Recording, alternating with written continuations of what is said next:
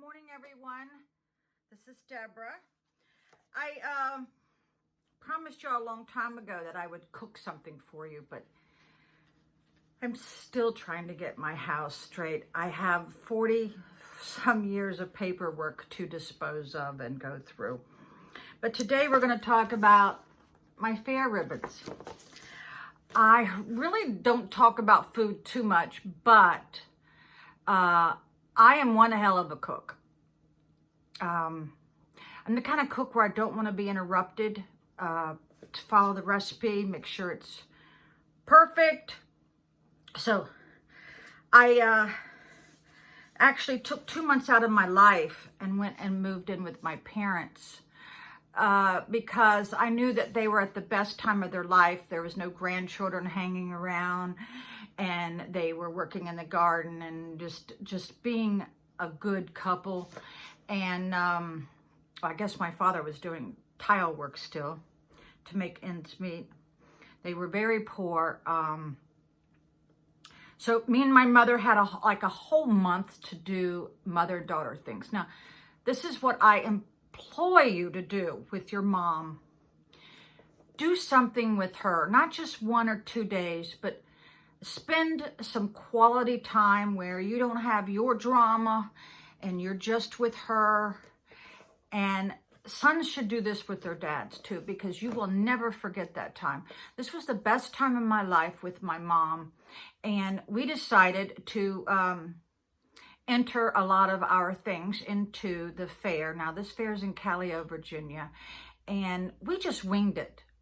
We didn't have no rhyme or reason or no plan, and we just took whatever the farm had to offer, and we just went for it. And we just entered everything, okay? And I am my mother's daughter. Let me tell you what, I am, because we walked away with every ribbon in every category. So let's get to this, okay? Okay. Now, this was second place for Valentine. And this was the 1985. I don't want to show you the ribbon because it'll show my last name, but I'll just go like this. But second place for some Valentine. I don't know what it was, a Valentine? But evidently I must have made a Valentine. This was the flowers. These are zinnias that my mother had planted, and I had weeded so much in one day that I had holes in a brand new pair of gloves by the end of the day. I weeded all this for her. And I had this beautiful blue basket that I had spray painted for one of my houses. And I just arranged these, and I won for this, okay? Now, I do a lot of painting with Bob Ross. As you see, this painting, I won second place for this oil painting.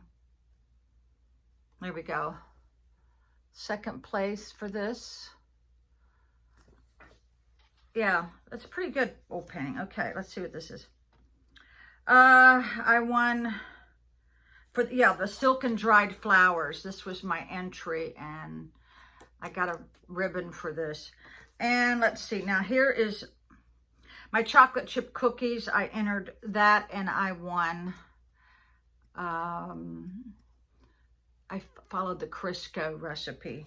Now here is first place for my Easter bread. Now my daughter begs me to make it for her, but the yeast is very rare now. I can't find it, but I actually finally found it. But this is Easter bread. I make it from scratch. Now, as you can see, my Easter bread's in the corner of this picture, but I was extremely well versed in dried flowers, and I think I gave my mother the sprig. It was hung in her house for years. It goes over, the entryway to a room. I don't know if I won anything for that, but I think my mother must have entered her variegated flower here because she got a ribbon. I'm not sure what it was. She's not here to ask her. And then here is her upside down cake that she makes, of course, in a cast iron skillet. And there's my Easter bread. and I think that's my socket to me cake. I'm not sure if I want anything for that. Okay, here's the ribbon that I want for that sprig, the dried flowers. Now, this is my socket to me cake. As you see, they took a little section of it out to eat it, to try it, and I won second place on that. And it was a recipe I got from a girl I work with, Fairfax County Police. Okay, let's see what this is. Oh, the water scene. I already showed you that. Okay, here's another ribbon.